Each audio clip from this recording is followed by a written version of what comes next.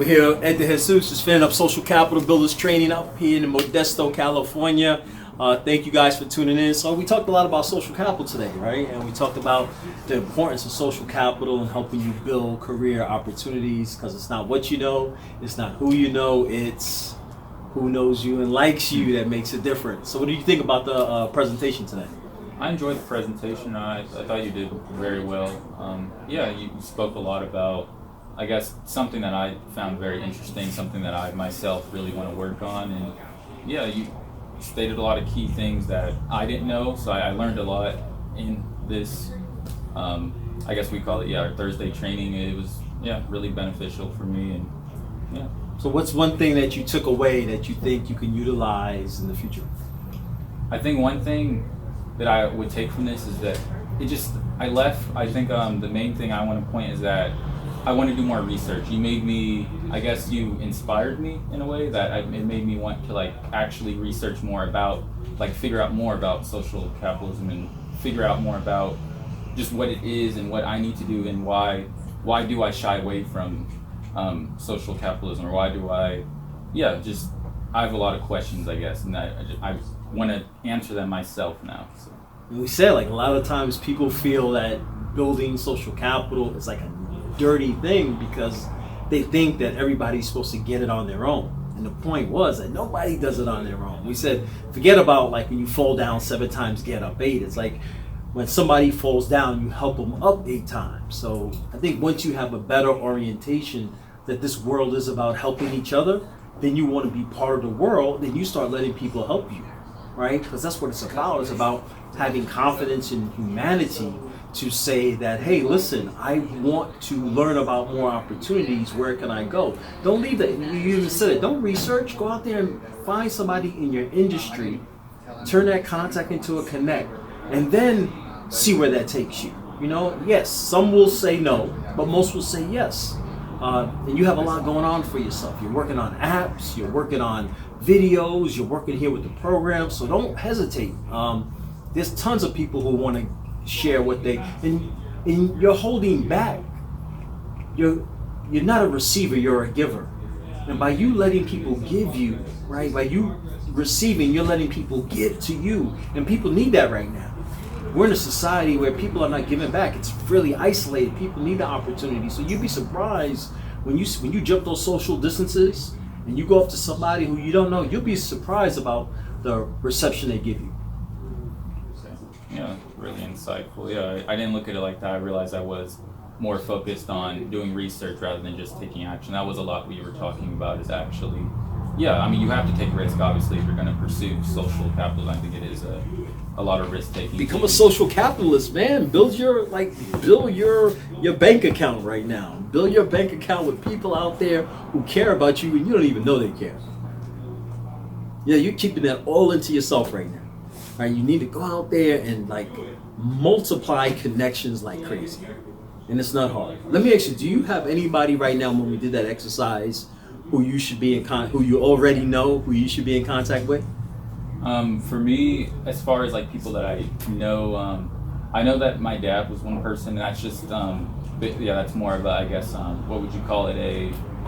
I'm trying to recall. It was I know it's a bond. I can't remember. It's bonding capital. Bonding capital, yeah. Right. And bonding capital, that's, I guess, where I feel like with my dad, though, he was one person just because he's obviously gotten experience, gone to college, and I've never actually, I guess, taken advantage of even just communicating with my own father as far as using, taking advantage of that. The fact that he even has connections with, computers or tech-related things, which is what I'm interested in. So I really wasn't taking that into consideration. So. Yeah, you also kind of helped me see that, and that's what I kind of gained from that activity that we did. How would that make your father feel, knowing that you are out here considering staying more connected with him? How would that make him feel if you came up to him and asked him about that? I think it would make him feel even, I guess, useful even, and make him feel appreciated too. I mean, obviously I appreciate my father, but I think he would definitely appreciate that and feel that So let me ask you, so why are you holding that back from your dad? Why aren't you giving your dad that love right now? I guess I wasn't really. I didn't think too much about it. You had me think more about it, so it wasn't really something that was like on my mind or I considered it. I mean, I guess there were times where I knew like he had computer knowledge or had knowledge going to vocational schooling and things such as that. But yeah, I just never really, I guess, considered it. You helped kind of with that activity. I just thought like, who are people that I know that are going to help me or that I could potentially reach out to that could positively affect my social capitalist outlook. And yeah, I realized that he really is. I mean, he was one of the only people on my list. I think I only had like about 3 or 4 people that I could actually find. And yeah, he was number 1. Yeah, and that's the challenge, man, trying to come up with that list, but give them the gift, man. Let them have the gift of sharing some information with you. You're not asking for a job. You're just asking them to share some information about what they know about a career they've been in. Like, employers right now, man, they're desperate trying to find people. So you're holding back I hate to say it, you're holding back the labor market growth because you got all those talent and skill sets and you're not reaching out to people and you're hoping they find you, and guess what? It doesn't work that way, man. You gotta put some grind into it. So I think we would start with maybe focus on 6 people. Build that hub with 6 people. Don't worry about networking. Networking is not working. Networking makes you feel dirty. Work on 6 people who you want to build social capital with. Start with your you try statement. Hi, my name is, I'm trying because, what information do you have to help me achieve my goal? Shut up, let them talk. Thank you, can I have your information and keep you updated on my progress? Start with that, get that information, keep in contact with them about what you're doing, because you want to dig your well before you're thirsty. And after 6 months, remember, because you want to get out of that immediate results mindset, you want to say 6 months of activity, letting these people know that I'm serious about my technology, that these are the apps I'm creating, these are the projects I'm working on, this is the community involvement I'm doing. At the end of 6 months, including your dad, where do you think you're going to be with those people? I could definitely see myself progressing a lot and being, I guess, closer to where I want to be. I can see, I'll I guess, have better connections too. I mean, I'm definitely going to know, I'm going to know 6 more people, so that's already a benefit there, and that have closer. I guess I'll be building you referenced that, a strong tie. Potentially have some strong ties and people that I can directly communicate with, and probably move further into that industry and such as that. So.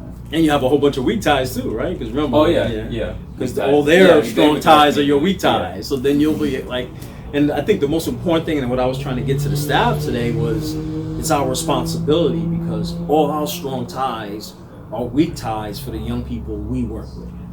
And we found out through our research that it never really backfires. 80% of the time, the person doing the giving and the person doing the receiving of the social capital both benefit. Mm-hmm. So if somebody helps you out, they very rarely lose. And if you help somebody out, you'll very rarely lose. And that's where we got to go in the future, man. So I'm really happy that you got it. I'm happy that the whole team got it. I'm looking forward to being you guys' coach over the next few weeks as we roll out the social capital curriculum. And I'm glad you're a part of it, man. So welcome aboard. All right. Glad to be aboard. Okay.